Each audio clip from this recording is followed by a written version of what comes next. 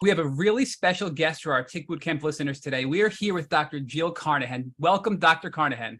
Thank you so much for having me.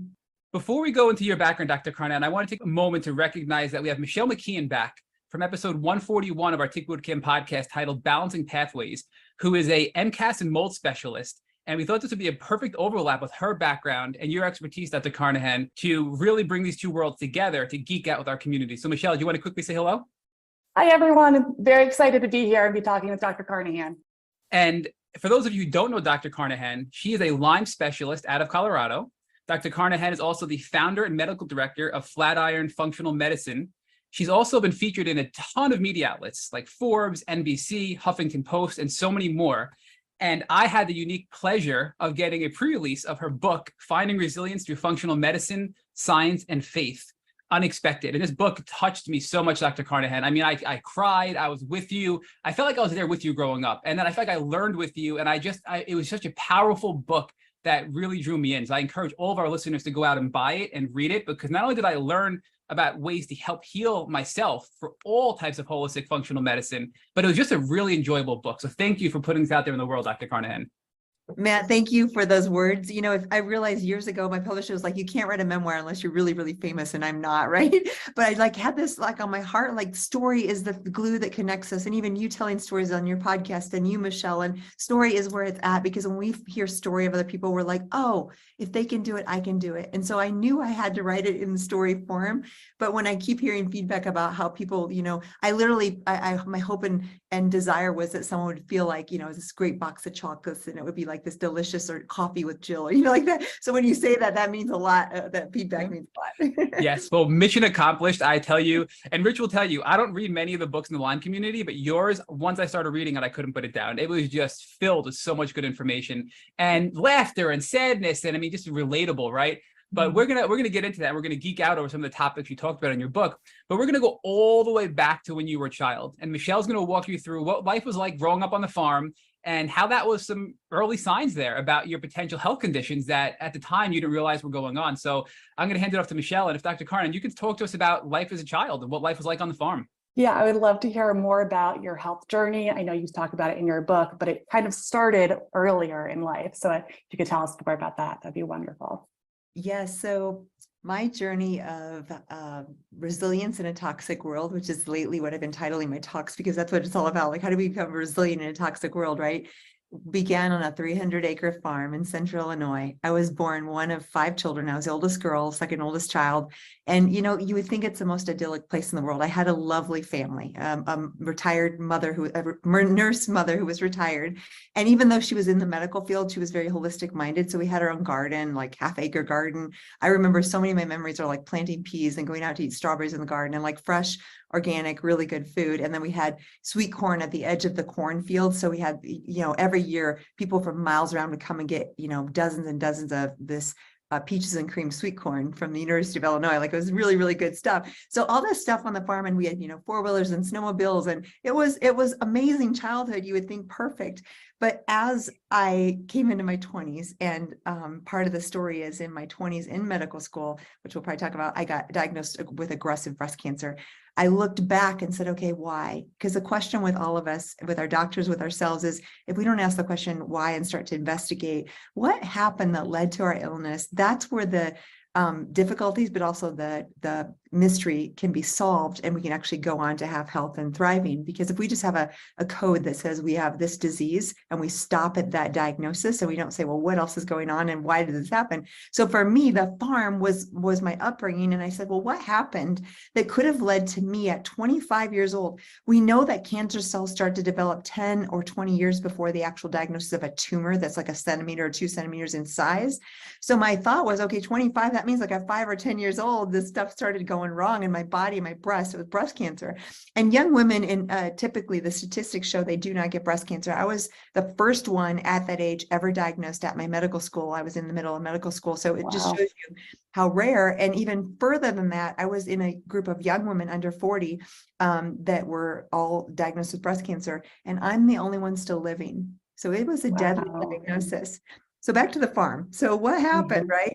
Again, this beautiful place, but My dad in the 70s and 80s did like all the other farmers, and he applied pesticides and herbicides and chemicals. We drank water out of a well. And so probably there was runoff of some of these chemicals. I remember probably 5 years after my diagnosis, I started looking into the chemicals, and I knew the chemical toxicity and these both things like Roundup, like herbicides, and organophosphates like atrazine and lasso and all these other kind of chemicals had endocrine disrupting effects, meaning they affect hormone related cells in the body. They have hormone like effects. So I started to put it together and say, what in the world could there have been a connection? Well, I've came across the research on atrazine. And literally, I just presented, there's a study now in 2023 that shows direct link to atrazine and breast cancer in mice models. This is literally this year. And I haven't had that data prior to that, but prior to that, I saw Tyrone Hayes's work with the they were amphibians and frogs that started to have no genitalia. So they had no sex because of the effects of atrazine runoff. So we know for years and decades that this atrazine has affected. And in 1 year after my diagnosis, 2002, in the European Union, it was banned. And that's been basically 20 years, a little over. It's been not allowed in Europe because of its harmful effects to the environment and to humans. Guess what? We still use it in Illinois. And my big aha was when I was doing the research, looking at maps in the US of use of atrazine. And I even called my dad, I said, Dad, is atrazine still used? He said, yeah, Jill, unfortunately, it is. I look at the map though, right smack dab where I grew up in Central Illinois was the hottest spot of red of use of atrazine. And that was the day I was like, oh, this is all connected, and I'm going to make it my life work to talk about how the environment affects Lyme disease, illness, chronic illness, mast cell activation, all the things we're talking about. I think the elephant in the room is the environmental toxic load that's weighting down our immune systems. 100%. I feel like it's a toxic bucket. And so it seems like growing up, you were, even though it was farm and you're outdoors, you probably had glyphosate in some of the soil, and then possibly even mold mycotoxins, because it's not rare for mold to be in farms as well. I don't think you ever had Lyme disease, but I do notice a huge correlation with my clients with breast cancer and Lyme disease. So it's just, it seems like an environmental toxic soup kind of built up, and then possibly looking into genetics as well could be a correlation for kind of like the perfect storm. Yeah. And Michelle, I don't talk a lot about this, but I absolutely have had multiple positive. I have Borrelia, Bartonella. Oh, I didn't know this. And Ehrlichia. And this is, I thought of all places, it's the place to talk about it. You hide it pretty well, Dr. Carnahan. I did some hard stalking on you. I could not find that. So. Yeah. Well, and let me just tell you, if I smile, you'll see, if everybody, whoever watches my podcast on a video, will see I have a crooked smile. I have a little bit of bells on the side because of the Lyme. But back when I was like 4 or 5, we would go up to this raised timber. It was an Uncle Ray that had part of the farmland, but it was a timberous area in Central Illinois. And we would pull off ticks every time we went. And I remember often having embedded ticks. So like I absolutely had exposures as a child. And then when I started looking, and interesting, I talked to Dr. Horowitz personally about this, and he said some of the breast cancer has been associated with Bartonella. And I look at it's a huge issue, right? So you totally know that, and probably both of you. So I put it together. I think it was absolutely a player. Again, I have so many other illnesses I've been through. I haven't focused a lot on the Lyme, but I 100% have had probably 6 or 7 positive Lyme, Bartonella, Ehrlichia, and Babesia tests. So I absolutely have part of the story too. Have you followed Dr. Shoppy's work with their breast cancer? She's actually at Yale right now for the summer, and she's about to release a paper at the end of the summer where she's citing the Borrelia miyamotoi specifically being a trigger or a cause potentially of breast cancer. And she's studying this, and she's proven it time and time again, and she's about to come publish it. So I think you kind of laid the groundwork for that. She's now proving it out in a study that she's about to publish. And there's other doctors too, like Dr. Horowitz, you said. So it's interesting that this is all coming together, that, there's this connection here. Yes. Okay. So guess what? Miyamotoi, which is tick-borne relapsing fever, is the strain that I have. So this is absolutely 100% correct. And I've read some of that research, but probably not as deep as what you've, but here's the interesting thing. And I'm just going to share this because I think it's so relevant to listeners as far as how deep Lyme goes to these other illnesses and diagnoses. So growing up on the farm, of course, in the silos in the areas where they store the corn, there is loads of mold. So even if there wasn't mold in my farmhouse where I grew up, which there probably was, we literally had a dirt cellar, and we had a normal farmhouse. It wasn't like an old like it was a normal house, but in part of the cellar was still dirt, still probably mold in the house. Second, in the grain bins where they stored the corn and soybeans. I mean, they'd always try to keep the moisture down, but it was a known fact that mold was absolutely growing on these grains. And I would get so sick and so allergic as a child to those grains. So there's the mold component. And then back to the tick component. So of course, 25 diagnosed breast cancer. I have Miyamoti. That's the strain that I have. I said Lyme to make it easy, but with uritis, I can be serious. I have tick-borne relapsing fever, which is of course Miyamoti. So, so that piece, but here's the interesting thing. So chemotherapy, I had 3-drug chemotherapy, totally destroyed my gut. And one of the drugs in particular, to treat the breast cancer called Cytoxan, causes leaky gut. One of its mechanisms of action is to create a much more permeable gut. So you dump contents into the immune system and you get that immune reaction, which is negative in other, forms, but because that immune reaction can fight the cancer, that's how it's actually part of its mechanism. So 6 months after I finished complete treatment of radiation, chemotherapy, and multiple surgeries, I start getting cyclical fevers. And guess what? Chemo weakens the immune system. So of course we know if I had the Lyme, which I think I did probably from 4 or 5 years old, my body was not in good shape. I guarantee the Lyme was starting to pop its head up, right? And the tick-borne relapsing fever, guess how my Crohn's presented? It was cyclical fevers. And guess what? Okay, that makes sense. Right? We know granulomatous diseases are related to Bartonella. I believe my Crohn's was a combination of presentation of the Miyamoti and the Bartonella. Wow. Okay. So you're in medical school and you're realizing that you were just diagnosed with cancer. You're going through treatment. And how are you feeling about treatment? Were you asking about nutrition, other ways to get toxins out of your system with chemotherapy? And then later, when you got Crohn's disease, were you able to correlate that maybe there is a combination of why this came about into an autoimmune condition? Yeah, so hindsight is everything, right? And I've literally spent my whole life, because when I figure out these things for me, then there's patterns in our patients. And so I see often the patterns. So I definitely have spent a lot of time thinking about this. And what I surmise is I literally feel like probably in utero, I got exposed to endocrine disrupting chemicals in my mother's womb that started the DNA disruption. I had multiple chemical SNPs related to glutathione and detox poor pathways. So you talk about toxic load and bucket. I had a very small bucket born with. So the toxic load of the farm chemicals and things, and then just toxic stress and things, because I was a highly sensitive person. I didn't know it. All that led to breast cancer 25.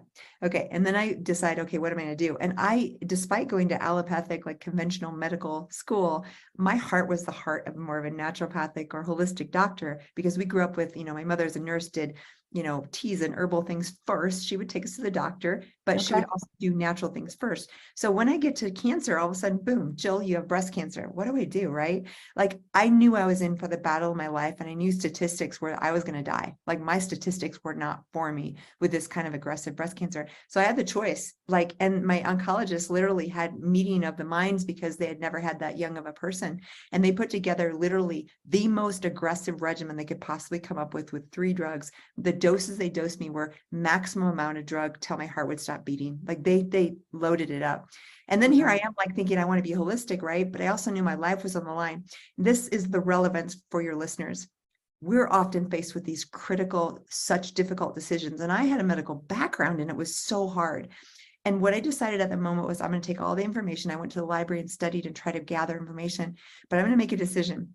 And I'm never going to second guess that decision, because I don't want to live a life of regret. And even if it causes, like it has, an immune deficiency since that time, or damage since that time to my gut, I'm never going to say, what if I didn't do that or did do that? So in that moment, I took all the information I had and made the best decision. And what I chose was aggressive 3-drug chemotherapy, surgery, radiation, the whole works.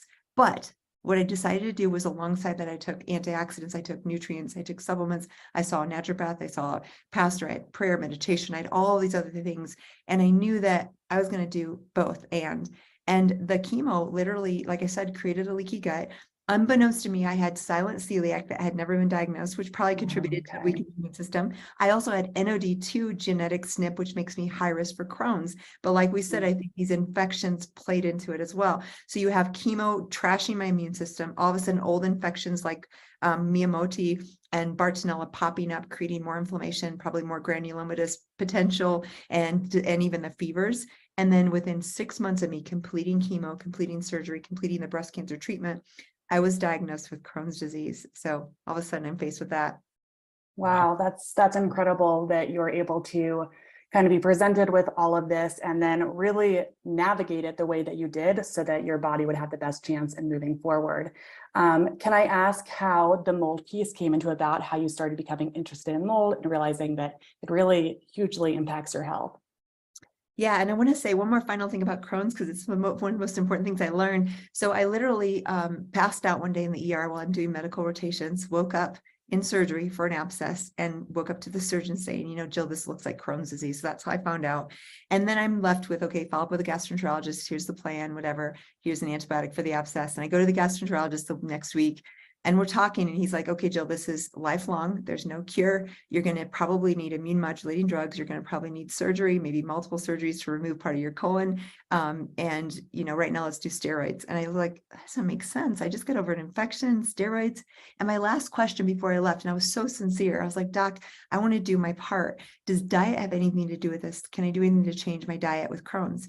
He did not pause. He just said, Jill, diet has nothing to do with this. And this is where another point for your listeners, so often we think that the medical doctors have all the knowledge and that we're like, we have to listen because they're the authority. If your intuition, if your gut tells you different, you listen to your gut, you follow that intuition. For me, I was just a mere medical student and he was the doctor, but I knew that couldn't be right. And I went on a journey to prove him wrong. I fired him. I never went back. And I found within 2 weeks, I changed my diet very dramatically, took out gluten, took out inflammatory foods, found specific carbohydrate diet. 2 weeks after that diet, my fevers were gone, my symptoms were controlled, and I didn't heal in 2 weeks. It took more like 2 years. But today, 20 years later, I don't have Crohn's. It's not in remission. It's gone. We call it reversible autoimmunity. So I like to tell that story because it's worth thinking about when you are sitting in front of a doctor and they're medically gaslighting you, telling you, well, your labs look normal, you must be fine. And we know this in the Lyme world too, because it's such a misdiagnosis. Keep going, don't give up, and trust your intuition, trust your gut, because you know your body better than anyone else, better than any doctor, but better than any authority. And I feel like that's so important to encourage patients to listen to themselves. Yeah, it seems like you were such an important advocate for yourself. And the other thing that I've noticed from listening to you speak at so many different functions is that you're very intuitive. And so it's just really impressive to see your analytical side, looking at the different pathways and figuring out, okay, what logistically makes sense. And then also listening to your gut and figuring out spiritually what's going to marry the two together so that it actually works not only for you, but for the patients that you're working with. Yeah, you know, and I love that you say that, because that's literally, so I grew up this highly sensitive, probably very, very intuitive child that didn't know. Can you define that, Dr. Carnahan, HSP? Because I had never heard of it until I read your book. I'm like, what is an HSP? And you described it very well, but I want to make sure our listeners truly understand what that means. Okay, so I was born in HSP, didn't know it. About 10 to 15% of the population. Elaine Aron first wrote about it in her book, The Highly Sensitive Person. And what's relevant is not only it's an emotional type, and it's like, it's literally something you're born with. Now, mast cell activation, mold, Lyme, these things actually can play into it because they can make us even more sensitive. And I link it together in the book because I believe we have this, it's not really a personality type, but it's a prototype of your nervous system. And it's a nervous system that is going to be it's a blessing and a curse. I always thought it was all curse, but there's blessing too. The curse part about it is you are extremely sensitive to your environment. If I'm in like a small, like a mixer and I'm chit-chatting with people and it's more than like an hour or two, I get overwhelmed by the stimulus, by the people, by the talking. Like an amusement park with the sights, the sounds, the smells, the heat, the noise, the movement, way too much for my system. So all these things are like too stimulating because my system, like any HSP, takes in data at an exponential rate, at a much higher rate. So the good news is I see details that other people miss. I see little tiny things and details and sounds and sights. I see it all, but because I see and feel it all, my nervous system is like, whoa, this is way too much. And it relates to, like, again, sights and sounds and smells and too much heat and too much sound and not enough sleep. Like everything affects me, everything, including chemicals. And this is where the other part about it is, I think the highly sensitive persons are those people who are more likely to develop mast cell activation or other things where we're chemically sensitive, we're sensitive to infections, we're sensitive to, and it's emotions too. So like I could tell if I walk into a room and someone's had an argument, I know it because I can feel that in my body, right? Or if my parents really never argued, they got along very well. But if there's anything like even in the home where the siblings were fighting, or, you know, I go to office, if the office staff isn't in harmony, I feel it in my body and it really, really affects me. And so these are all characteristics, and there's many, many more. They tend to be people who are very curious. they're very like, they're good problem solvers because they see these details. For me, the gift of it is when I'm sitting with a patient, if I'm really in tune, and I sometimes can go into a flow state there when I'm listening to that patient, I can catch Dr. details. Carnahan, I'm going to interrupt you again. I'm sorry, but the flow state, I'm sorry, that was so powerful. So I know I want you to finish what you're saying, but if you can also describe the flow state, because that blew me away too in your book. So many key points here. Got it. No. So this highly sensitive gift part of it, for any of you listening out there, you're starting to recognize, you're like, and even in a relationship, you need time alone. You need time to like recharge. Like I recharge alone. I love people. I'm super social. And I was always like, well, I'm not really an introvert, but when I'm not an extrovert because I get overwhelmed with too many crowds and too many people and too much noise and too much conversation. So this is the reason why. And like I said, with patients, the gift of it is if I'm sitting there and listening, I catch little details. I know what questions to ask. And there's a connection with the intuition because this highly sensitive trait is actually very, very in tuned and can often sense and feel things at a deeper level. And what I was taught was I was in this German analytical engineering family, and I was taught to become this very analytical engineer. I went for undergrad bioengineering and I used that brain, right? That analytical mind. But then in medical school, it was taught basically don't ever trust your intuition. There's no value there. So we kind of put aside all that kind of feminine, intuitive, heart-based instruction, and we went for the analytical science, and that's great, right? But you need both. And I had to kind of relearn the value of my intuition, the value of my heart-based centered, and the value of sitting with a patient and having a gut instinct of where to go and knowing literally almost 100% of the time it's right on, and being able to trust that. And now I literally teach practitioners and patients, how do you meld those two? Because that's where the magic happens, when you start to trust your heart. And like I said earlier with patients, if you're sitting with a doctor and they dismiss you, they gaslight you, you're like, this doesn't feel right. Trust your intuition. You know yourself better than any professional. So that's the HSP. And then can I give a quick teaser to the flow? Because I actually highlight it in the book, because I just want to tease the audience. So, you said flow refers to those moments of rapt attention and total absorption when you get so focused on the task at hand that everything else disappears. Action and awareness merge. Your sense of self vanishes. Time passes strangely, and performance just soars. Flow's impact on both our physical and mental abilities is considerable.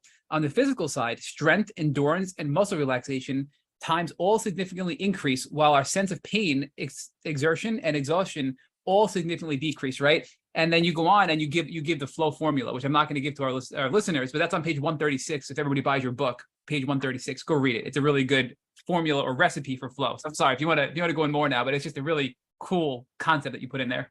Yeah, Matt and Michelle, you're picking my very favorite things to talk about. So, like, I'm getting so excited.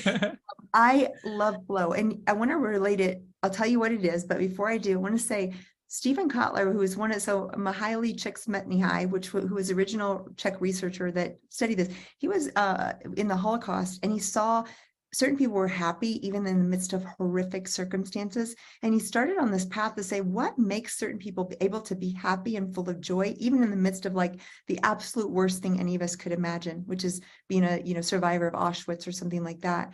Viktor Frankl talks about this as well. Edith Eger. These are also my favorite authors. I'm like, how do these people survive in the midst of horrendous suffering and still maintain joy and hope and beauty? So that's where the flow research for Mihaly started. And what he saw these people where they could basically be so present and so in tune that they could surpass the physical suffering of their bodies and the mental issues. And then he started studying it. And so he put together flow research. And then Stephen Kotler lately has written a lot about it. He's the one I've been following and listening to. Stephen has his own journey. And I think Lyme is in the diagnosis, but he got very, very ill. And he used flow to hack his health. And then again, there's more and more. There's a new documentary in the works right now about a brain injured woman who lost all of her memory from the age of 22 beyond, and she's using flow to hack her brain. So what is flow, right? What is this powerful thing? Flow is a state of, like you mentioned, things become completely timeless. We lose track of time. They're effortless. So instead of we call it, there's this word I love, it's transient hypofrontality. So what the heck is that? Seriously. Right? Transient means temporary, hypofrontality. So our frontal cortex is the judge. I call it the judge.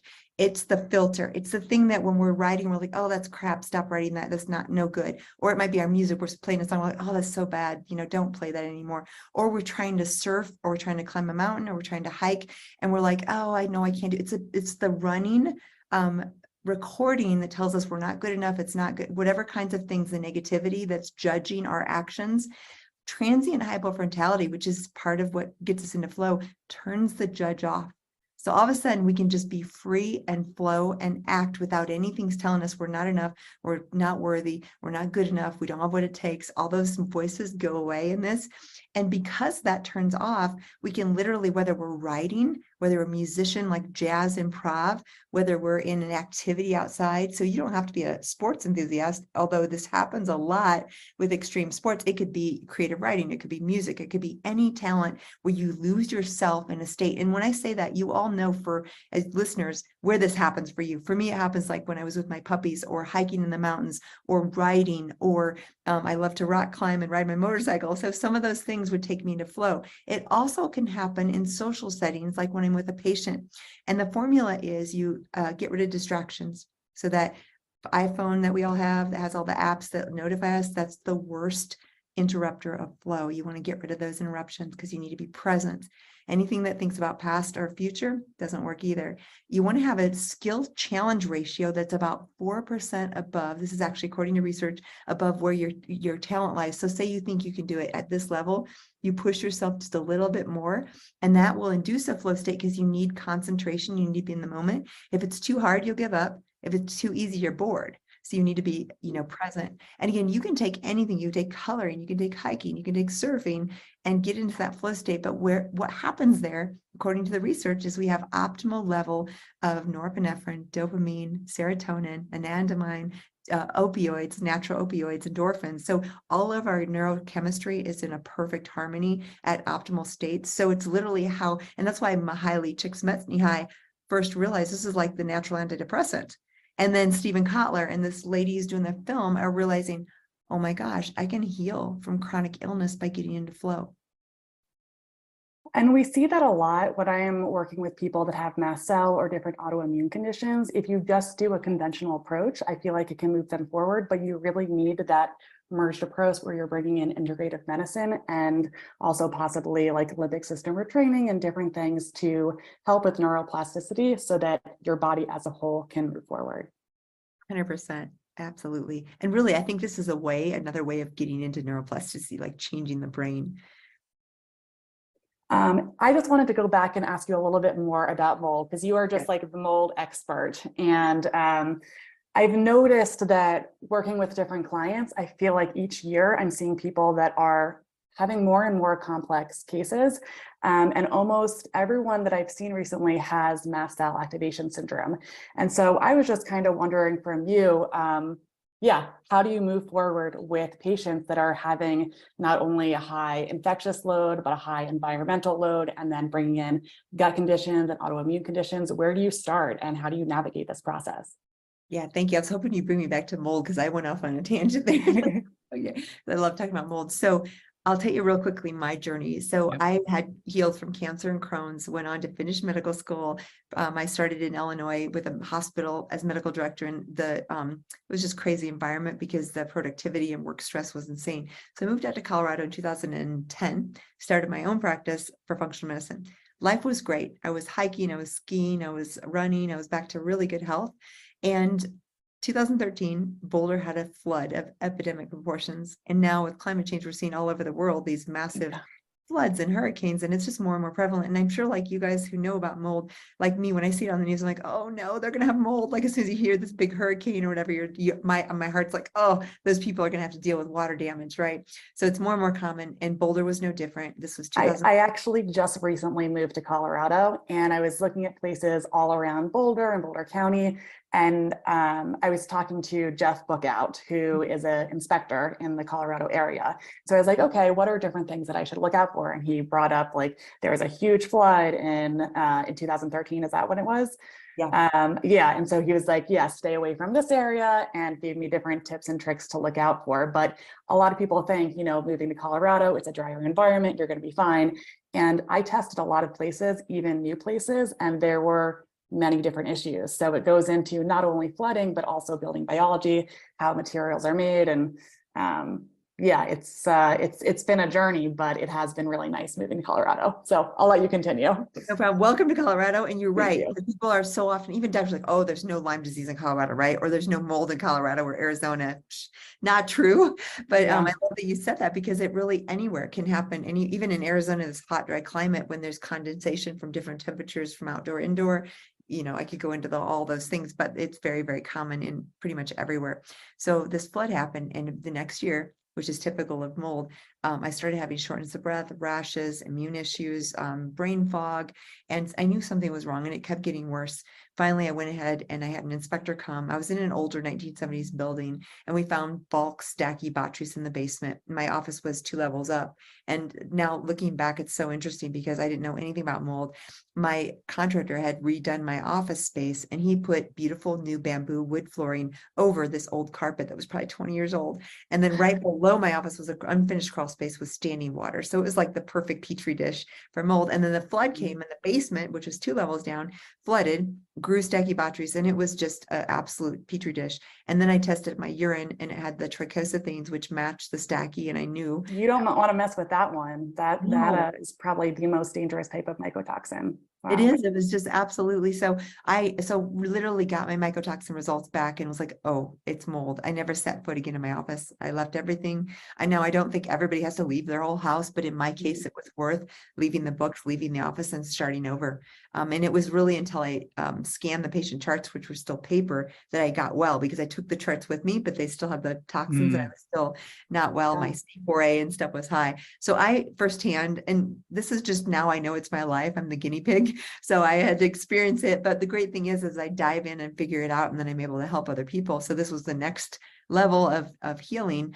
And I had to really figure out what was going on. So it was mold. I moved out of my office and I started really trying to understand detox. And I did the glutathione, the binders, all that kind of stuff, infrared sauna. And I always like to frame it because I had a pretty significant exposure, and people are always like, how long will it take? I always say 6 to 18 months. And it took me about 18 months. Yeah, it's months. It's even years at times. Yeah. To really detox. And for me I was making little progress, but to really get back to maybe 80% of normal, it was about 18 months. So But Dr. Carnahan, before, I just want to read a little snippet here because this blew me away in your analogy, right? You said mold toxins are devious little gremlins that not only make you sick, but also make it much harder to do the very thing that will make you better. Can you imagine what would happen if dehydration prevented you from feeling thirsty? And you go on to talk about how mold messes with your ability to think logically and make sound decisions, which blew me away. Can you just go into that a little bit? And also, before you go on, after that, can you talk about your 3 experiences at the salon, the church, and the kickboxing experience to show how serious exposure to mold can impact the human body? I mean, that blew me away in your book too. I couldn't believe how quickly and rapidly you responded to mold at the salon, the church, and the kickboxing studio. It just blew my mind.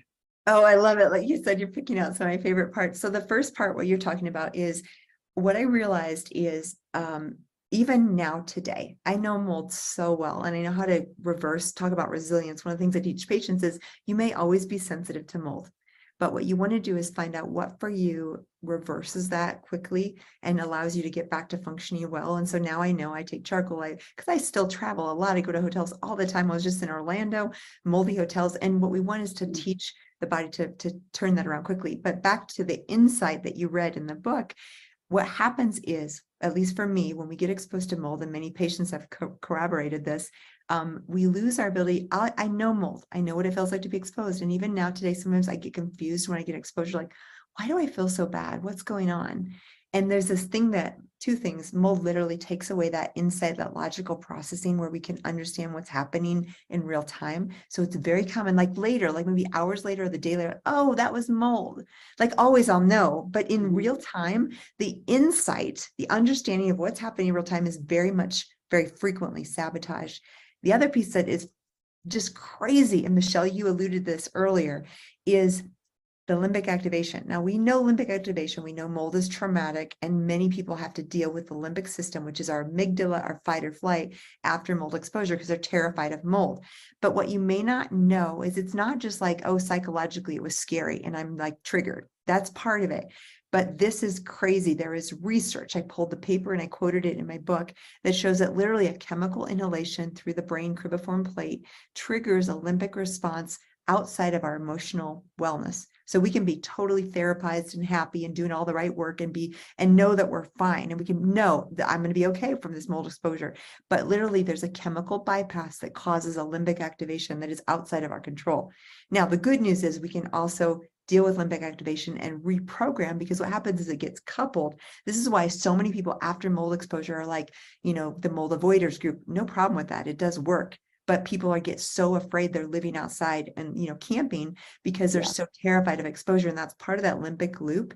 So we must actually decouple that and do the work around it. Again, even if you're healthy, happy, emotionally sound and stable, there's a chemical reaction that you can't control, and you have to do the work around that limbic activation. So that insight's gone, which makes it tough. And then this limbic activation is part of every chemical inhalation exposure in most of us. So those two things. So the stories you mentioned. So I was Dr. I'm sorry, before you go there, I just want to, for our listeners, because I'm really hoping they're all going to buy your book. On page 166, you talk about the signs and symptoms of mold exposure, which is a really powerful table you gave. Then on page 172, you highlight steps you can take to prevent mold growth. Then this is the part that I think that was really powerful. I mean, we've had a lot of people talk to us about limbic system retraining, but you outlined every single one of them in the most comprehensive list I've ever seen on page 181 for all the limbic retraining suggestions. I mean, that was a really, really powerful list. So I just wanted to put that out there for our listeners who are looking to get your book and shortcut to these sections. So I'm sorry, if you can please continue with your stories, because that's a really cool part too. Yeah. Amazing. And thank you for saying that. What you're describing, I just want to frame the book. It's a story, right? It's like my story, but in between there's these sidebars, and what you're pulling out is the sidebars, because I want you to have the story that engages you and you get connection, and you also know how you can heal. But then I want, how do we get these practical tips in there? And so what we did is the ones you mentioned, those are sidebars with just real practical information on how to get over all these things.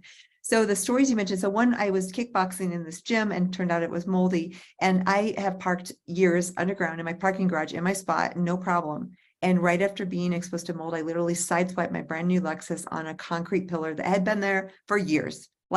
You should not. And I because your perception of depth is affected by mold. So my depth perception was off, and I was like, oh, that was mold. Second one, I was driving home from a salon that had mold, again, unbeknownst to me. And it's late at night, so I was a little sleepy, which mold, Cotomium, has an effect on me. I call it the narcoleptic mold. It makes my blood pressure drop, and it makes me very, very sleepy. Like literally, I'm like, I gotta lay down now, or I'm gonna pass out. And I think this was probably a Cotomium exposure, because I was very sleepy, very disoriented, which is also common with mold. And I'm driving on the highway, and there's this flashing lights, like someone had been pulled over by a cop on the side of the road. And I was so disoriented that I didn't realize they were actually in that first lane I was driving in. I come up on them at like 55 miles an hour on the highway, and I swerve so violently, because I'm like, oh my gosh, I'm gonna hit them, swerve out of the way. And it's a cop, right, pulling someone over. So all of a sudden I see the flashing lights in my mirror, because she's like, who is this that just about hit the cop, right? And I'm just like, oh my gosh, she's gonna check on me, because I was so nervous about what just happened. And I was like, and of course she wasn't checking on me. She was giving me a 4-point ticket for careless driving. But it was later, and there's no way, can you imagine? Well, sorry, officer, I just got exposed to Cotomium. I'm not able to think. So I, dealt with it, no big deal. But it was interesting, because I was like, oh, that was totally mold, again, disorientation, fatigue, kind of brain foggy. And I literally almost hit the cop. And then the last one was, there was a church I attended in Denver that had been remodeled, and massive mold issues, and I didn't know it. And I mean, church is a great place for me. I'm connected to the divine, and really happy and worshiping and all this. So normally it brings my mood up. Every time I come home, I'd be like, oh, life is terrible. I can't do this anymore. Everything's overwhelming. I'd be crying and feeling and I'm not a depressed person, but I go into this depression. And then by the time I got home, I had enough insight to be like, oh, maybe I should take some charcoal. And after about 5 times of doing that, I realized, oh, that mold exposure. And I go on to talk about how many people, suicide, homicide, really serious things could be related to this weird brain effect of mold. On that note, I was actually talking to Michelle about this last night. I just couldn't believe in your book you had a patient that you were helping treat, and I believe the former owners of his home, one of them committed suicide and one of them committed homicide. And you were saying a type of mold that you found in his home was known to show aggression and that type of behavior. Can you just give us more about that? Because I'm not that Oh, sorry, Michelle. Go ahead. I was gonna wonder, is it bulimia? Because I notice in a lot of my clients that have suicidal ideation, it's their bulimia levels are really high when I look at their ERMI tests. And I see that with certain molds, like you had said, Catonium, that can make you really fatigued, but it's really interesting how certain spores, especially the more toxic ones, can really play a role in keying in certain parts of the brain. And psychiatric symptoms, yeah, that it's like clockwork. It happens every time. Whenever I see those high levels, I'm like, okay, this is all coming together. This makes sense. Wow, I love that you say that, because I kind of talk in the book, and I want to write about mold personalities, right? Like, I Yeah. think as we talk among practitioners and people who see this, I think we could all kind of start to put together a map of the personalities of mold. And that's like, for me, the Catonium was so clear. Narcolepsy, I would just be like, I'm out. And it was because of drop in blood pressure, and it also lowers cortisol. I've seen a pattern of lower cortisol with Catonium. Fusarium. So with this story, it was a doctor and her daughter, and they were living in this house that was so toxic, and they came to me for help. And later, as we looked at the history of this house, they had this beautiful new add-on, but the older part of the house was like 100 years old. And they really went through the history and found out the previous owners, there was a homicide and a suicide. And as we talked through it, who knows? Because I don't even know for sure. The case was, I mean, this was like they came to me after moving out of that house. So I don't know for sure what was in that house as far as molds. But we all thought, you know what? I bet you anything it's connected. Yeah. And like, it makes me wonder, I've actually gone to different like psychologists and therapists' office and letting them know about how not only mold, but also Bartonella can create this psychiatric symptom. I've talked to them about like depersonalization and derealization, that's a huge, huge red flag for not only tick-borne infections, but certain types of mold spores. And most people don't think about it. I had moved into an apartment right after college, and I never had depression or anxiety. And then all of a sudden I had severe anxiety that went to depersonalization. And I was like, this isn't me. Like, what is happening? And then I finally learned more about integrative medicine, and I moved out of my apartment, and it started kind of my journey into understanding how to get toxins out, and just environmental toxins in general. But people don't realize how serious it is and how much it can impact your brain. And even clients that are living in the same home, a lot of times some people will feel totally fine, and then other people, they're just completely drowning in symptoms. And it's not that it's in their head, it's that, yeah, they have different genetic susceptibilities. They could have past tick-borne infections, the HLA-DR gene.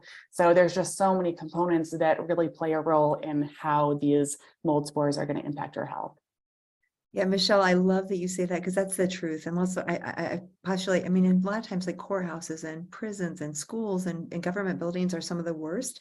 So it's like, how many of our children in schools and that are having learning disabilities, or how many of our, even, people, prisoners who've committed crimes and stuff. I don't want to justify that, but I think there's a real thing with psychiatric diagnoses. And I no longer really believe that there's any purely psychiatric diagnoses.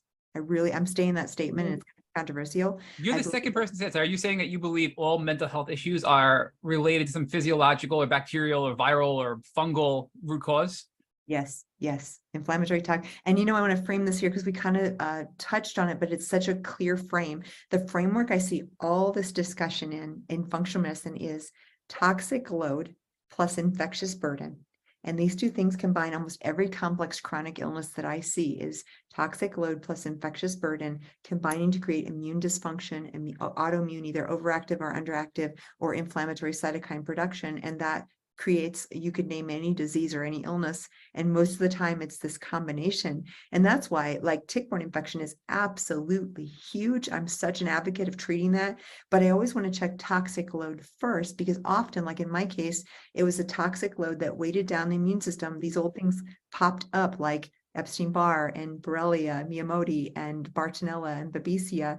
And once I started to decrease the toxic load and get back immune function, like this is another thing, and I'd love to hear you guys' thoughts on this. I tell people all the time, if we were to detect 10,000 people on the street walking by, no symptoms for Lyme, we'd probably find 30%, maybe more, have Lyme disease, but they're okay. They're functioning. They're not having a lot of symptoms. So why are they functioning okay? And you're in my office.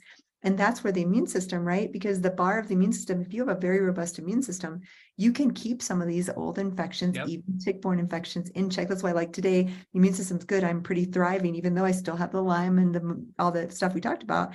So it's that immune piece that makes the difference. And so if you have mold, you're going to have massive immune suppression. You're probably going to show up with Lyme and Bartonella babesia, anything you've ever been infected by. And do we need to be aggressive at treating those until we get the toxic load down, or at least doing them at the same time? I think that's a real core concept. Wow. Yeah, you dropped some good facts in your book. So you say that a 2005 study showed that an average of 200 chemicals are found in umbilical cord blood of newborns, which is just mind-blowing, right? But then you also said that a recent estimate suggests that a few thousand new chemicals are introduced into the environment every single year. So I mean, with the increased amount of toxins, with the increased amount of ticks and tick bites, and the increased amount of stress that we go through, it's a combination of everything. And why do some people get sick and why do some people not? You asked, what are our views on that?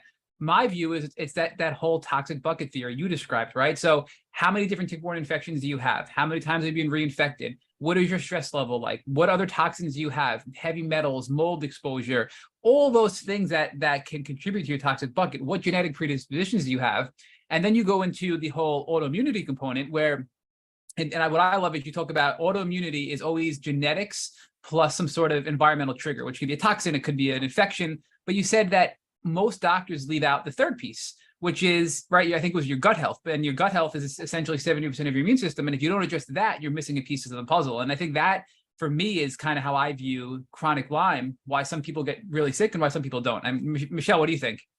I agree. And I also think it's just a testament to how well you've navigated this for yourself. The fact that you got breast cancer in your 20s, like that's really uncommon, but clearly you had a past of genetic exposures, infections, and then you were able to navigate this, and you're now so healthy and able to just empower other people. Even when I got sick, like you were one of the first practitioners that I looked into all of your information, and I was like, okay, like she had it really difficult and she's able to move forward and have her practice and now help other people. And it's just, yeah, it's really inspiring. And I think it's so important to create this information because I partner with a lot of hospitals that are treating people with very severe cases of cancer, Parkinson's disease, ALS, different types of movement disorders.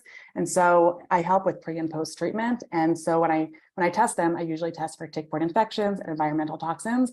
And they're always high in tick-borne infections. They're always high in environmental toxins, specifically mold. So the sooner we can get ahead of this, it's just going to be so much better for people dealing with these long-term, very serious conditions.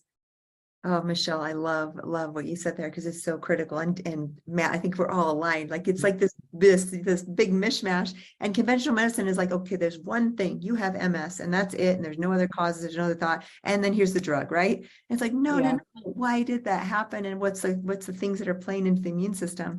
So I think it's so critical to look deeper. Whenever I teach on environmental toxicity, I always say there's three things that come with an overloaded bucket. One is neurodegenerative diseases, which is MS, Parkinson's, ALS, all these, even just cognitive decline or Alzheimer's. Second is cancer, right? I had breast cancer. Many people get cancer because it's that overload of the immune system being weakened. And immune system, natural killer cells, is how we fight Lyme and how we fight cancer. And the third thing is autoimmunity. And all three of these things, neurodegenerative diseases, cancer, and autoimmunity, are massively increasing in incidence because of all the things we're talking about as well. One thing that you brought up in your book a lot is resilience. I feel like that's a common theme. How were you able to become so resilient? You had like one hit after another, and then you're also working with people that are dealing with really chronic conditions. How are you able to keep on going and keep being resilient? Yeah, great question. And I don't know if anyone has ever asked it quite like that, but I think there's this mental fortitude. And I do think there's some people who are born with more of that and others that aren't. Mm-hmm. I think that's part of my German swish, like, oh, I'm going to, like so that's the strong part of that, even though I was a highly sensitive person, I had this like, oh, I'm going to overcome, I'm going to so there's this will.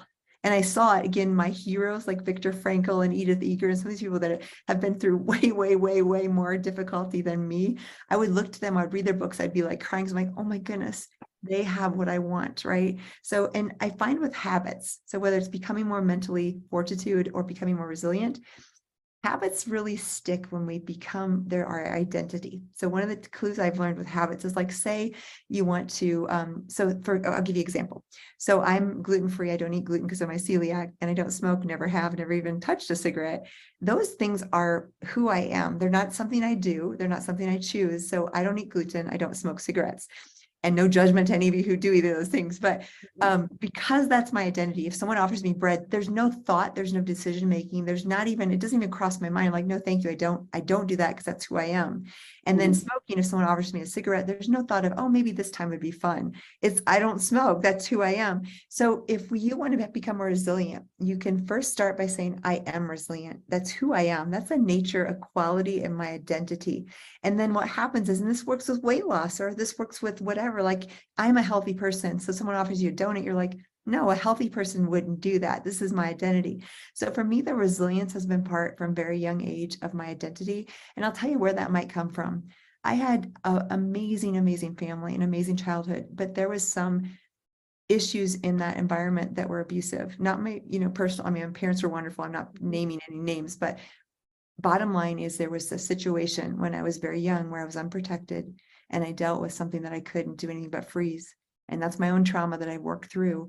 But what I learned then was this, like, inside me, I'm like, I am going to freaking overcome. I remember 5 years old, I was like, no one's ever going to hurt me again. Right? Like no one's ever going to have that ability. I'm going to be strong enough to be able, and that gave me this like will to push through and survive and like overcome and know that I could.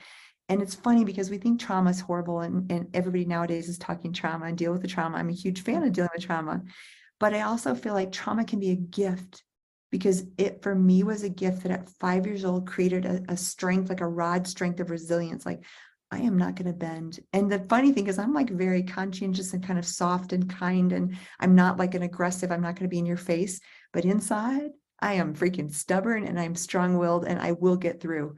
And then back to the identity, I took that on, and that's part of me. So then now anything that comes my way, and in the beginning it was hard. I was like, am I going to survive cancer? Am I going to survive Crohn's? But after time, after time, after time of illness, now today I'm 46 years old. And I can tell you, I believe there is nothing that could come my way, even facing death, that I wouldn't be able to get through, because I've learned over and over and over again. I have the skills, and each one of you listening, I'm not unique. You have it too. Inside of us, we have this ability to overcome. And if we make that part of our identity, it doesn't matter what comes, and it may be painful, it may be difficult, it may be something you hate and you don't want to go through. I'm not saying it's easy, but if you have inside of you an identity that knows, you will have the tools and the resources in real time for whatever comes your way. You can like boldly show up with confidence, knowing there's nothing that's going to take me out. On page 206, you have a chart that says the benefits of trauma. And I have to say, a lot of people that read that are going to think, are you kidding me? Yeah. But after I read it, I'm like, wow, every single one of us who has gone through this experience, everybody listening to this podcast has suffered from Lyme or tick-borne illness in some form or fashion. We are stronger because of it. And you outline why we are stronger because of that trauma, the gaslighting, the emotional trauma, the physical trauma, et cetera.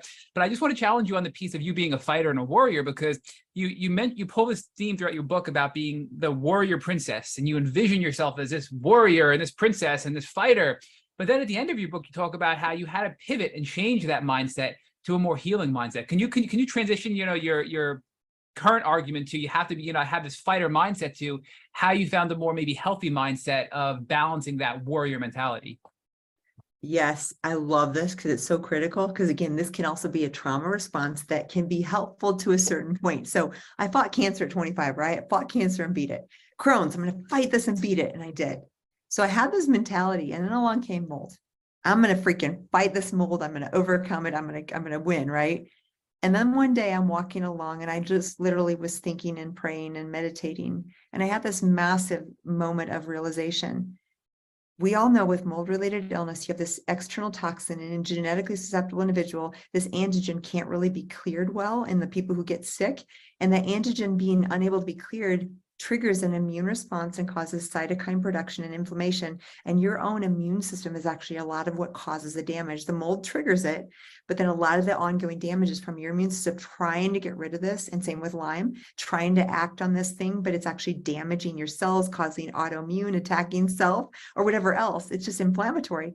And I had this epiphany that day. I was like, oh my goodness, this fighting is going to kill me because it's internal battle. And if I mentally say, oh, I'm going to fight, so I'm going to fight this, and my body does it and my immune system fights, it's that fight that sometimes, and it was also right in the beginning of COVID where, you see like a lot of the times where people didn't do well in COVID, it was their own immune system that got overactivated and fought to the death. So when I realized that, I had just heard a inspirational story about a man who needed a bone marrow transplant. And he went to his doctor. His doctor said, okay, we need this much harvest of your bones, of your cells from your bone marrow, and then we'll, put it back in your body, whatever. And he's like, okay, what do I need? And so he went home and meditated every day on how to increase that bone marrow. When he went back, the doctor's like, I don't know what you did, but you have like 10 times the bone marrow cells, white blood cells or whatever they needed that anyone else has ever done. He said, well, I just meditated. So I heard that story. I'm like, well, I can meditate with my immune system. So I created this little vision, and it was the minions from Despicable Me, the little yellow guys. They were my immune system. And I just imagined them instead, they're happy and whistling and kind of silly. And I imagined them as my immune system, and they were happy, and they were like escorting, like, here, mold, let's go this way. Let's go out of the body. But there was no fight. They were like, coming alongside the mold, escorting it out of the body. And I started meditating every day on the minions and the mold. And that was my immune system. And I'll tell you what, I did a lot of things to recover from mold, but I absolutely had a turning point at that point in the year that followed as I meditated on the minions. It was powerful. And the thing you mentioned is, before, I literally had this mantra: I am Sasha, princess warrior, daughter of the king, worthy of love, conquering all fear, full of joy. And I look back, and those are some of the values I hold most dear: my faith and divine connection, joy, overcoming fear, being strong and resilient, and resilience, all those things. But again, Sasha was a fighter. She's my alter ego. And I had to lay down the sword and start to love myself, because what happens is, in this mentality, you can actually cause, again, cognitively and emotionally damage. So I had to really, really learn. The thing that probably helped me most in all of my years of overcoming illness was learning to love myself. When I read Gabor Mate's work on how autoimmunity metaphorically is attack of self and self-hatred and self-loathing, I realized there was some truth there. And so I had to start having this self-compassion practice of really loving myself, loving my body. And it's funny because I remember back with breast cancer, I was like, oh, my body's betraying me. I was so mad at my body for betraying me. My mind was strong and my stupid body, even saying that now is hard. But then what I did is I was like, oh, sweetheart, you're doing a great job. You're so brave and you're so strong and you've come so far. And I literally talked to myself just like that. And it changed my cells. Mhm. Yeah, it's like you really have to become a team with your body and move forward, mind and body, to really get over these very difficult things. So that's incredibly impressive. I know in your book, you also talked about type C personality. And so it seems like you are more wired towards type C personality, which I'd love you to go over what that is. But I just think having that kind of predisposition, it's even more impressive that you're like, no, I'm resilient. This is what I'm going to do to move forward and just continue moving forward. Yeah, so type C personality, this was kind of fascinating. Again, Gabor Mate quotes another researcher's work. And in his new book, if you haven't read The Myth of Normal, it's fantastic. And he talks about type C personality again. And type C personality, so we have type A, which is the driven, the hard driving, the executive kind of thing. Type B is laid back, easygoing, getting along with everybody. Type C is very interesting, and it's very conscientious, it's all these good qualities. And actually, for scale of agreeability and getting along with people and stuff, it's high on those things. It's very agreeable. They don't express a lot of anger or sadness. They don't know really how to express the negative emotions. They're extremely conscientious. They're always putting others ahead of themselves. So these are nice friends and nice people and good things in general. But what happens is that lack of expressing healthy anger is actually detrimental. And they've shown melanoma, autoimmunity, fibromyalgia, chronic fatigue, and breast cancer are all more prevalent. And even ALS. Gabor Mate quotes the studies on the ALS. Even the nurses treating the ALS, they'd be like, these guys are so nice. Men and women, I'm saying guys, and that's probably totally un-PC, but these people, these patients are so kind and nice, and they're type C, right? And they didn't call them type C, but they started recognizing certain illnesses were high in the type C personality.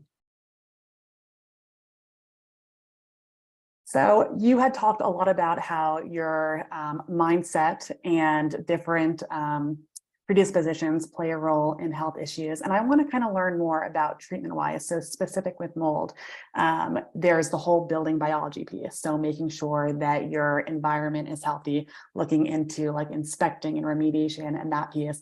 And then also really treatment-wise. So yes, getting your limbic system on board, but what specifically do you do to get these toxins out? And also make sure that while you're getting these toxins out, that your patients can handle it, because a lot of them are super sensitive. So looking into genetics and then also looking into mitochondria support. How do you navigate that process when you're working with people that are super sensitive? Yeah, so I'm going to kind of give you a scaffolding or framework of how I look at it. First of all, you can have infection, toxin, heavy metals, all these things. And the first place I go is toxin, because like we said, if toxins affect the immune system, sometimes, not always, but maybe 20-30% of the time, you don't ever need to be aggressive on treating the infections if their immune system comes back online. So I always start there. That's toxic load.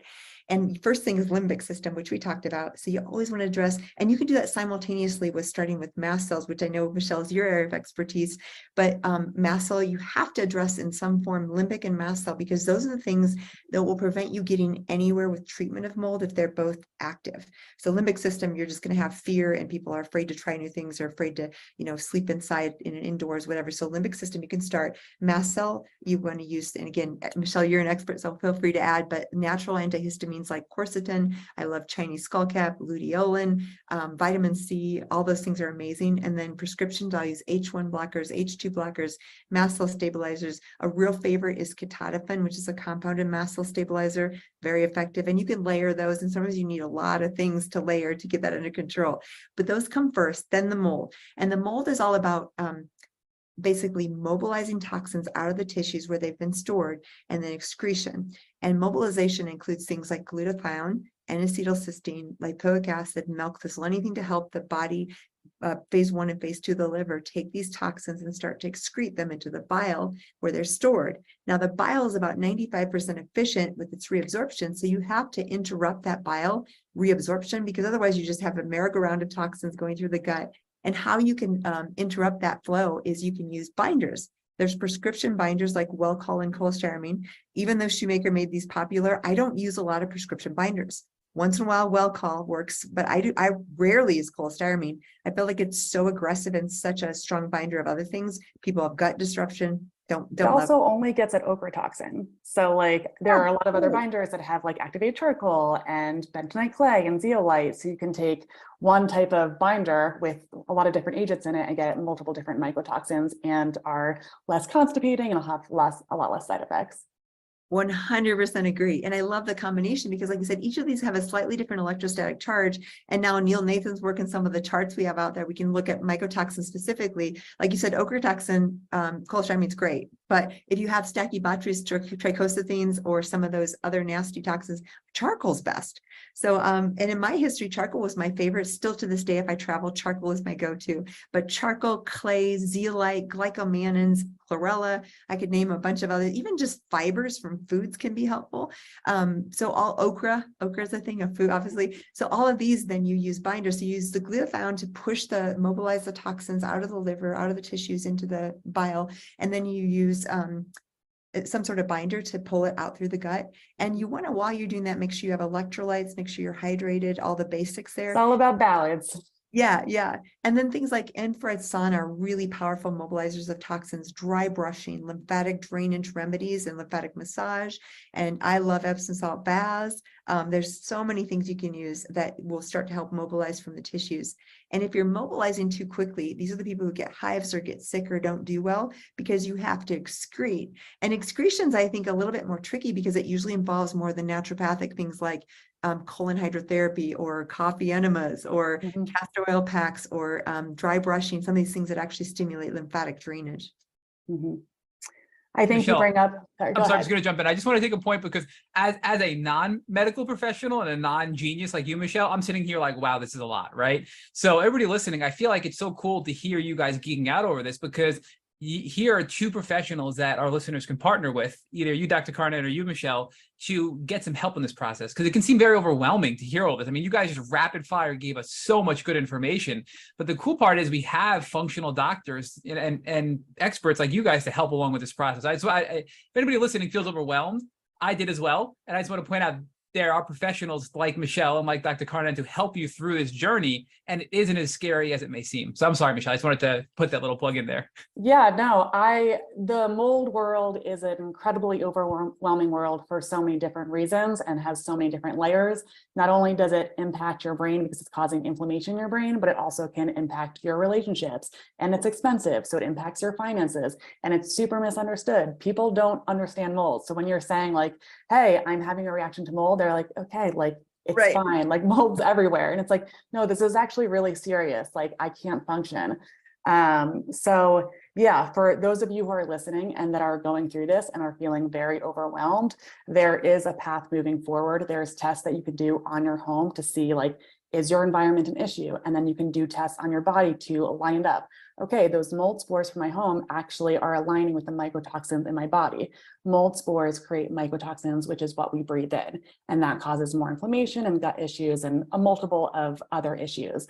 So there is a path to moving forward and then figuring out the logistics of exactly what Dr. Carnahan said, stabilizing your mast cells, getting these toxins out, doing it in a way that's supportive of your system. And there's so many different ways, supporting your lymph system, your kidney, your liver, all of these different pathways need to get moving before you put in a binder so that it's not circulating throughout your system, it's able to get out of your system.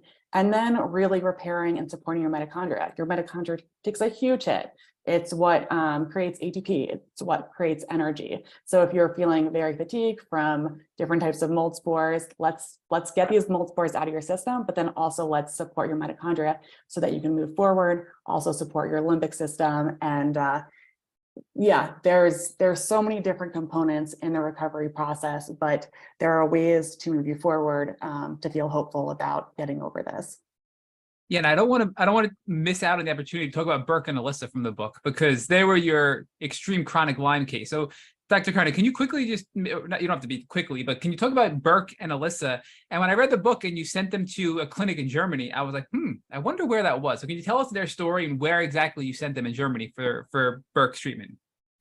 Yeah, so and it's interesting because this particular couple I've known for probably 12 years, ever since I'm really one of my longest standing people, and they're doing so well. Or Burke is the patient. And again, they have permission to share their story. I just want to mention too, because some people may read the book, and we did film the documentary last year, and it's still in the process of being submitted to film festivals. But I just want to mention, because Burke and Alyssa are featured in there, their story, you see them, you hear them, like their story is there in the documentary. And it's, if you want to just stay tuned as far as where it's going to be playing, we're hoping to have, I'll be sure and let your listeners know, I think this summer in Colorado, hopefully have a screening. So we don't know yet, but movie.com. So drpatientmovie.com is the documentary. And it's a lot of my journey, but it's these patients. And, you know, the two main stories are in this documentary: Ryan Sutter, who you may know, Tristan Ryan from The Bachelor, and Burke and Alyssa. And it's funny because I do a lot of different cases, right? Two of the main cases in the documentary are Lyme. So it's very relevant to your community. So stay tuned. I can't tell you where it'll all be playing yet, but we will see it. So I wanted to mention that because please keep us posted, and we'll be sure to share it and let all of our listeners know as well. So we'll definitely get that out there when the time comes. Yeah. So Burke and Alyssa. So Burke was diagnosed, and he was at 16 years old having horrendous ulcerations on his mouth. I suspect it was probably either a form of Bartonella or either Epstein-Barr or something that was reactivated. And literally his whole entire mouth and esophagus was ulcerated. He couldn't eat. He's 6'1" at 16, and he was 115 pounds, if you can imagine, like completely. His dad had to carry him to Children's Hospital. So, I mean, he was so sick. I did not meet him till 35, maybe 20 years suffering from Lyme. No one diagnosed him. He kind of gave up hope. He met his wife, Alyssa, and that's part of the beautiful story, is she like believed in him. She was his advocate. She's like, we're going to find answers. But like decades of suffering. And you guys know this because of so many people with Lyme get misdiagnosed or get ignored, or they don't get diagnosed at all. And finally he came to see me, and I right away, as you guys know when you hear the stories, and it's like, Burke, I think I know what this is. We got to test you for Lyme disease.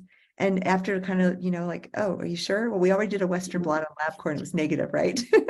So, and the bottom line is absolutely, it was Lyme and co-infection. It's no surprise to any of us. And so we did a lot of healing. He made some progress. The ulcerations healed, all that. But then he ended up going to Germany to get the hyperthermia and IVs and some pretty aggressive therapy. And he is doing amazing. I mean, he's a very successful, family and everything. He also didn't think he'd have children. They have 2 beautiful children. Wow. That's amazing. I actually partner with hospitals that offer hyperthermia treatment. I had a really bad case of Lyme disease when I was younger. And so about a little over 10 years ago, I went for hyperthermia treatment. And that was the first treatment that helped to move me forward. And then I started getting into integrative medicine. And that's where I learned about detoxing and mold and mitochondria and all that kind of stuff. So yeah, there's so many different modalities to give people hope and moving forward when you've tried so many different things, have gone to so many different doctors, and just to not lose hope, because there are really great treatments out there. Was it Clinic St. George for both of you? I went to Clinic St. George. I'm not sure where they went, but It's interesting because back again, this was almost a decade ago, and the name changed in the newest. So I don't even know what now. I can get that for you to share with listeners, but I don't off the top of my head know what the new name of it was. Yeah.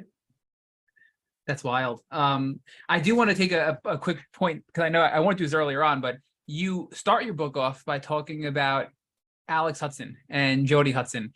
And unfortunately, it was too late. But My Promise to Alex, which is the book she came out with recently, and Jody Hudson, the mom of Alex Hudson, now has the Alex Hudson Lyme Foundation. And we've interviewed her on this podcast on episode 281. And it's a really sad story of mast cell activation syndrome, and an extreme case of just being allergic to everything and being inflamed to everything. I mean, even the being next to an outlet, an electrical outlet, and a router and a phone, I mean, everything set her off. Can you just talk about that? Because I don't think people understand how serious MCAS can be. Even though there may be other root causes or triggers for MCAS, that in itself can be extremely dangerous and potentially life-threatening, like in the case of Alex. Yeah, so obviously your listeners know from that episode. So Alex came to me, and unfortunately, I think she had been to 40 some doctors, and when she finally came to me, and it was, I mean, she was really, really sick and suffering. And what I remember most about that visit was just sitting there in flow and just listening and wanting to cry with her and like all that she'd suffered. And I never ever give up hope. So even at that first visit, I thought, well, maybe there's a possibility. But as I saw her over the next several months, she was in crisis, and she was really, really severe, so severely malnourished. Her gut was rejecting everything. She had to give IV nutrition. And in the prologue, she died. She died in her 20s. And but I wanted to put that in there. Number one, for people to realize that these complex chronic things can be deadly, even in young, healthy people that should never die that young. Number two, I wanted to show the humanity of my skills and the fact that I can't save everybody, and I want to, and I would love to. And I think I'm a pretty good doctor, but there's still, and just that humanity of like, we're not miracle workers, and people still suffer and they still die. And I wanted to be so real with that, because that to me is so hard, because I want to help everybody and I can't. And in this case, but what happened in that visit was we talked about all kinds of things. And one of the things in my intake form is, do you have a greater sense of purpose or something, just so I can find out where you get your strength? And she said, God, for her. So I said, well, can I pray with you? And I just, like kind of said a really simple, I don't normally do that unless the patient asks or they put it on their form, right? But in this case, it was perfectly appropriate. And she asked, and then it was more like just this blessing of like, can there be purpose or meaning even in the midst of the darkest times?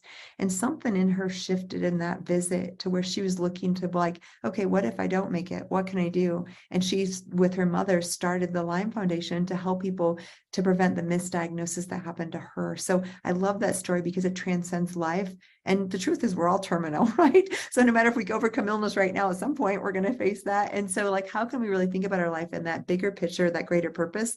And we know now that the science actually backs greater purpose and meaning with Dan Buettner's work in the blue zones. One of the most important things about these centenarians that live to over 100 years old is greater purpose and meaning. And for Alex, that was so evident because she didn't make it, but she had this thing that surpassed her life and has impacted now thousands of other people.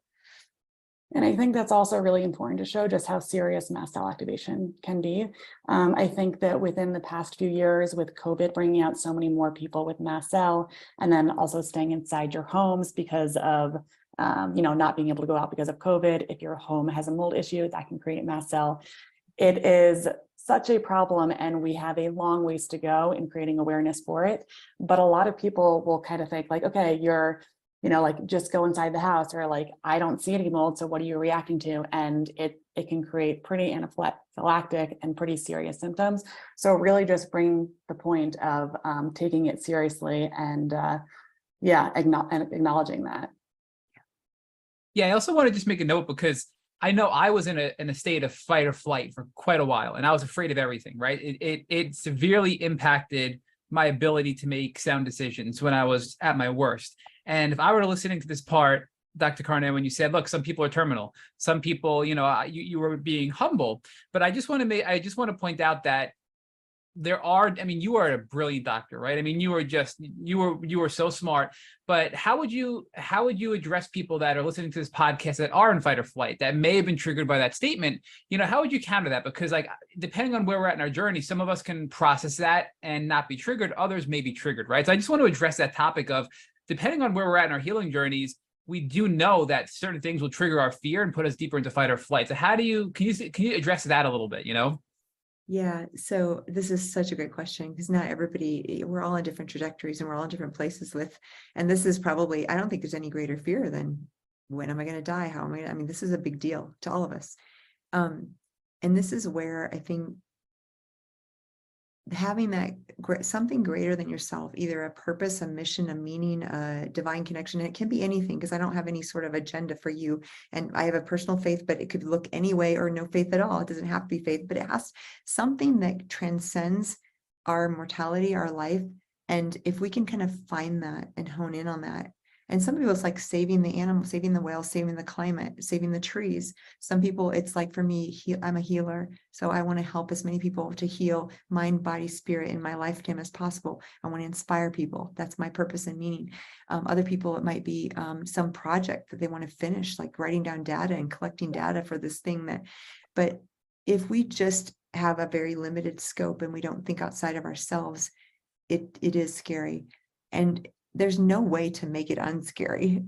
But if we can have this transcendence, almost like if we're flying over our life and looking at it on a timeline and looking at the much bigger, because we're in the day-to-day, we're like right here, right now, that's all we see. But if we could pull ourselves above and watch ourselves and say, okay, look how far I've come, look what I've learned in this process, look where I'm headed, where do I want to go? And many people in midlife have this kind of crisis. It's all about this transcendence. Like, what is my purpose? Have I done what I'm here to do? Half my life's over. So those questions, like just getting real. And for me, I journal. I don't have all the answers, but sometimes I'll just talk about flow states. You can let yourself green light and just journal with no judge. So you want to go into the transient hypofrontality and let yourself just flow, because often your subconscious will bring up things. And usually when we kind of go to the places where we're most afraid and we're kind to ourselves and loving ourselves in those spaces, that's when we can kind of shift and have transformation. And it's still going to be hard to deal with facing death. I think what is also helpful to, if you're going through a very difficult struggle, a lot of times if you go to a doctor, it's like, I don't know what's going on, or like you're depressed. With you, you're very realistic and you're optimistic, but also very realistic. So you're looking at these very complex cases and you're able to think very abstractly and analytically, and then you're also using the more intuitive side. So it just gives, at least when I was going through it and I would listen to a lot of your videos, it would give me so much hope, because I needed like that analytical side, but I also was like, no, intuitively, I know this is the right way for me. So it really helps people along this journey. Thank you. Yeah, and in your book, you talk about how neural scanning technology is now showing that fear is one of the most primal and powerful emotions. It creates ingrained neural pathways in the brain, and these pathways become like deeply woven grooves that are easy to fall back into. And I think it's really important, because for me, I can relate to that, where you really don't experience fear until you get triggered into that state of fear, and then it's easy to fall back into it, right? And it's kind of like you mentioned with mold. Once you had your mold crisis, it's much more easy to fall back into mold exposure. And I think once we become sensitive to something, we have to be much more aware of those triggers, right? And then, of course, flow is one good recommendation to help get out of this fear state and to help these brain pathways. And then, of course, neuroplasticity, which we talked about. You have it all featured in your book as well. But I think the good news is there are a lot of techniques to help ourselves overcome that fear state, and it's not permanent, right? And I think that's the most hopeful message I took out of your book, is that none of this is permanent. And you talk about, chronic illness and how people just write everybody off in the chronic illness community. But just because there isn't what do you call it, a one pill solution? I'm not saying it right. You have a term for that in your book. The one pill, I forget what it is, but there's no magic pill to cure you. But that doesn't mean we can't get you better. And I think that's something too that a lot of regular doctors miss out on, and you talk about in your book. But I do want to talk about the emotional piece of this. I know we're getting really tight on time. My last part is you're very open and vulnerable in your book about your personal relationships, right? With your ex-husband and then your boyfriend afterwards, and how your health impacted your relationships and how you were totally taken aback when your ex-husband divorced you, right? So can you talk about the impact that chronic illness has on personal relationships and how you overcame that trauma as well? Because that sounded devastating. And yet here you are today, vibrant, smiling, happy. And you've had a lot, to Michelle's point, I mean, cancer, Crohn's, mold, Lyme, and a whole bunch of co-infections, all kinds of relationship issues. You had trauma at a young age. And here you are, like the happiest, healthiest person we've seen on this podcast. Oh, thank you. So it's interesting because this is where years ago, I thought, oh, I'm going to write a book on environmental toxicity. And then I went through divorce and some difficult relationships. And I was like, oh, we need to go environmental toxicity, emotional toxicity, childhood trauma, relational toxicity, like all of these things affect us. And it's actually maybe sometimes most important, the people family members, the people we live with, if those things are toxic, there's no amount of glutathione that's going to help that, right? And my understanding, here I am like a successful professional woman. And I had this aha because I realized there's a lot of women out there like me, men too, but talking to women particularly because that's who I am, that maybe have it all together in the professional world. They've worked really hard, they're successful, but their relationships are not so good. And maybe they're that type C that's afraid to speak up, or maybe they're staying in a toxic or unhealthy relationship, or maybe they're just unaware or suppressing. All these things happen. And my aha was, I could look like I have it all together on the outside, successful, but if my relationships aren't healthy, my body and my mind and my health isn't healthy, right? So I realized, oh, we have to deal with this too. And just like always, I'm a guinea pig. So I went through a very difficult divorce, and my divorce, there's no doubt, we would say I'm actually good friends with my ex-husband now, and everything has resolved, because I always say it's like we were two children with trauma that hadn't dealt with it, and that's why things blew up. And it's interesting, my marriage blew up after about 20 years, right in the worst of the mold exposure. And I have no doubt that the mold affected both of us and affected our brains and ability to really communicate. I think the mold I'm not going to blame the mold, right? It's us and our issues, but at a deeper level, that toxic load on my brain and his brain had and he had Lyme too. Massive effect on our relationship. We'll both say that today. I'm like, oh my goodness, look how dysfunctional we were. So we have to heal these parts. And what's going to happen is we're going to keep going back to the same types of relationships that are unhealthy, whether it's the narcissist, empath, or any sort of form of dysfunction, until we heal ourselves. And we never have control over the other person in the relationship. All we have control over is ourselves. So when I went through the divorce, and it was difficult, that what I ended up doing that really transformed my life was saying, okay, what about me? I can't point fingers. I could point fingers, but that's not going to help. What is my issue? What can I do differently? How can I deal with my trauma? And I went really deep and did a lot of work. And once I transformed that, I never attracted the same type of men. It really transformed my relationships too. Michelle, do you have any more questions? I know we're getting really tight on time, but do you have any burning questions we have to ask before we end it? Yeah, I just wanted to know, for people that are really in the thick of it, what would be your one word of advice to help them get through it or give them some hope? Yes. Okay. You talked about fear earlier, and this is kind of, again, that intuitive level that I think it maybe sound trite, but it's probably the most powerful. The opposite of love is not hate. The opposite of love is fear. And so when we have fear, or we're in the midst of this and we're afraid, we're overwhelmed, these negative emotions, nothing wrong with that. And like I learned, like we talked about, you want to feel those, let them flow through your body, but you don't want to stay there. And the antidote to fear is love. And you're like, oh, Jill, this is all happy bullshit. Right? Like, it doesn't really work. But I'm telling you, when you start to have self-compassion and you truly love yourself and you show kindness and compassion, even when you mess up or you don't do things right or you're not healing, the emotion of love and gratitude are the most powerful things to transform us at a cellular level. So whatever that practice looks like for you, to unconditionally love yourself first and then shine it to others around you. And often when you're in the midst of the darkest times, when you feel like you can barely get out of bed, if you can find some way to love someone else, and it might be just a phone call because you can barely walk out the door, or it might be just a note. It might be the simple text, something very simple, because you maybe can't even get out there to help someone. When you take the focus off yourself and your suffering and start to love someone else, something happens there, because you get joy and it feeds your soul. And then all of a sudden you want to do more. You want to get out of bed. And again, this may sound trite, but I really believe that unconditional love is the antidote to fear. And if you're wondering what to do, where to go, you're not sure, you're like, I don't even know if I have intuition. Here's an easy trick. Things that expand you. If you close your eyes, put your heart on your hand on your heart and your belly, and you just think, okay, does this decision, this relationship, this choice, this treatment, does this feel expansive? Or does this feel contractive in my body? That's a great way to make a good decision about what way to go. And it's easy. We can all kind of start to feel into, does this expand me or contract me? Wow. Dr. Carnahan, I just want to give everybody a quick shout out to how to find you and Michelle, right? So your website is jillcarnahan.com. You're on Instagram with your handle Dr. Jill Carnahan. So that's Dr. Jill Carnahan. You're on Facebook as Flatiron Functional Medicine, which is the name of your practice, right? Flatiron Functional Medicine. And Michelle, of course, our listeners know, but in case they forget, her website is thelymespecialist.com and her Instagram handle is thelymespecialist.